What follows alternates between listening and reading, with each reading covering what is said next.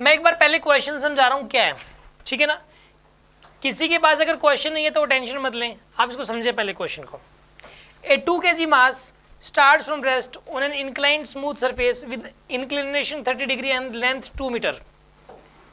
ठीक है, how much will it travel before coming to rest on the horizontal frictional surface with frictional coefficient of 0.25? मतलब क्या है सुन लो आप। यहाँ पे जो है ना एक इंक्लाइन प्लेन है जी,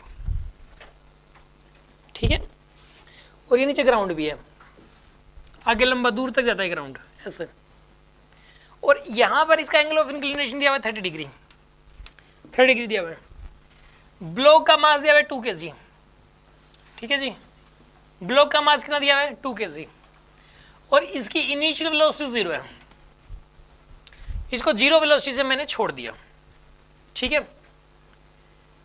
इसकी जो लेंथ दे रखी है आपको, इंक्लाइन प्लेन की लेंथ दे रखी है 2 मीटर, हाँ जी, इसकी लेंथ कितनी दे रखी है आपको बताइए 2 मीटर। और एक और बात, ये सरफेस स्मूथ दे दिया इस बार, ये वाला जो सरफेस है ये स्मूथ है, इंक्लाइन, ये जो इंक्लाइन प्लेन का सरफेस है। अब ये वाला ब्लॉक नीचे तो पक्का आएगा क्योंकि स्मूथ सरफेस है, फ्रिक्शन कोई लगना नहीं है, mg sin थीटा की वजह से पक्का आएगा, ठीक है।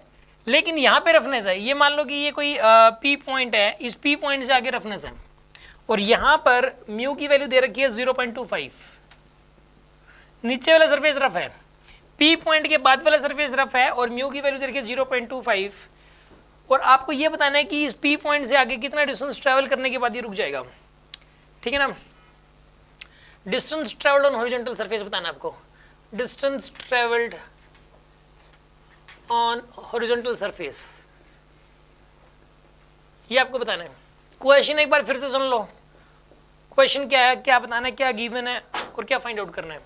इस क्वेश्चन में एक इंक्लाइंड प्लेन है जो कि स्मूथ है, और इसकी लेंथ है 2 मीटर, लेंथ इंक्लाइंड प्लेन की, और इसके ऊपर एक ब्लॉक को छोड़ दिया, 2 kg के ब्लॉक को रेस्ट से छोड़ दिया, और यहाँ पे एंगल ऑफ इंक्लिनेशन 30 डिग्री है। जब ये इंक्लाइंड प्लेन मान लो P पॉइंट पे खत्म हो जाता है, तो P पॉइंट से आगे कितना डिस्टेंस ट्रैवल करने के बाद ये रुक जाएगा, रुकेगा पक्का क्योंकि इसके ऊपर फ्रिक्शन लगेगा, ठीक है। और म्यू की वैल्यू दे रखी है यहाँ पे 0.25, यहाँ P पॉइंट से आगे कितना डिस्टेंस ट्रैवल करने के बाद ये ब्लॉक रुकेगा, ये आपको फाइंड आउट करना है।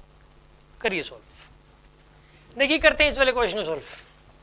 इस वाले क्वेश्चन में एक बात बताऊं, म्यू तो है नहीं, रफनेस नहीं है, तो अगर रफनेस ना हो ना तो एक ही फोर्स लगेगा इसके ऊपर, कौन सा, जो चलाएगा इसको, जो चलाएगा mg sin थीटा चलाएगा इसको, बस समझ आ रही बता। mg cos थीटा तो नॉर्मल रिएक्शन बैलेंस कर लेगा, तो चलाएगा कौन सा इसको बताइए, mg sin थीटा, यही चलाएगा बस इसको, फ्रिक्शन ऊपर की तरफ कुछ नहीं लगना।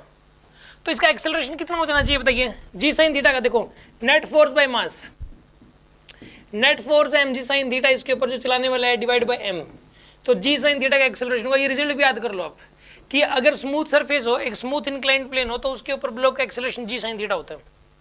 अगर एक स्मूथ इंक्लाइंड प्लेन हो तो उसके ऊपर ब्लॉक का एक्सेलरेशन कितना होता है बताइए, g sin theta, g sin theta होगा। अब सुनो, इसमें जो ब्लॉक का एक्सेलरेशन है वो g sin थीटा के बराबर हो जाएगा, ठीक है।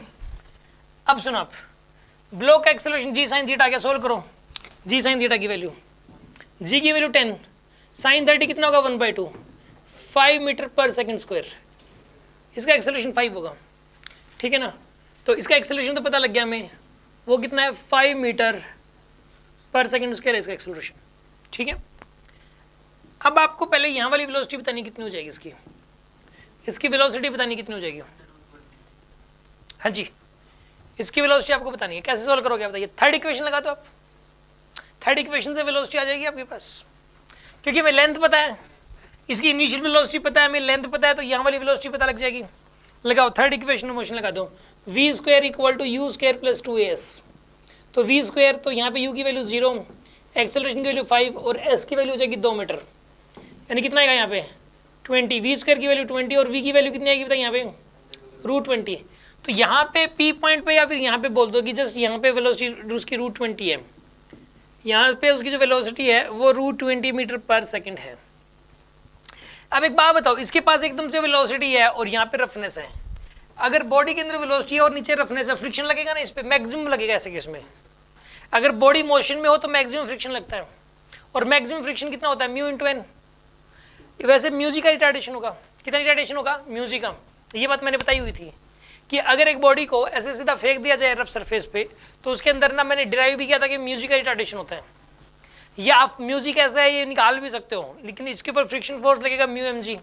देखो फ्रिक्शन फोर्स कितना लगेगा इसके ऊपर, म्यू इंटू एन, एन की वैल्यू एम जी के बराबर, तो म्यू एम जी हो गया, mu m g divide by m कर दो, म्यूजिक का रिटार्डेशन होगा, कितना रिटार्डेशन होगा इसका, म्यूजिक का, तो इसके ऊपर यहाँ पे रिटार्डेशन का म्यूजिक का, ए की वैल्यू किसके बराबर आ जाएगी बताइए, म्यूजिक के बराबर, तो म्यू की वैल्यू कितनी यहाँ पे 0.25, जी की वैल्यू कितनी 10, यानी कि 2.5 का रिटार्डेशन हो जाएगा इसका, रिटार्डेशन का 2.5 का, ठीक है ना।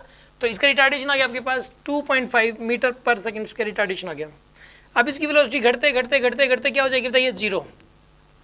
यहाँ से लेके यहाँ तक, पी से लेके क्यू तक की डिस्टेंस ट्रेवल निकालनी है, तो यहाँ से लेके यहाँ तक, पी से लेके क्यू तक, थर्ड इक्वेशन मोशन लगा दो, ठीक है ना, P to Q third equation motion लगा दिया आपने, लगाइए आप, v square is equal to u square plus 2s, v की वैल्यू 0 और यू स्क्वायर की वैल्यू हो जाएगी 20 प्लस 2, ए की वैल्यू कितनी हो जाएगी यहाँ पे, ये माइनस आएगा यहाँ पे, माइनस क्यों आएगा क्योंकि एक्सेलरेशन वेलोसिटी के अपोजिट है, इंटू में 2.5 इंटू 2.5 इंटू एस तो अपने को निकालना था 20 इज इक्वल टू 5s, और एस की वैल्यू 4 मीटर आएगी आपके पास, एस इज 4 मीटर, ये आंसर आ गया आपके पास, आंसर 4 मीटर आएगा।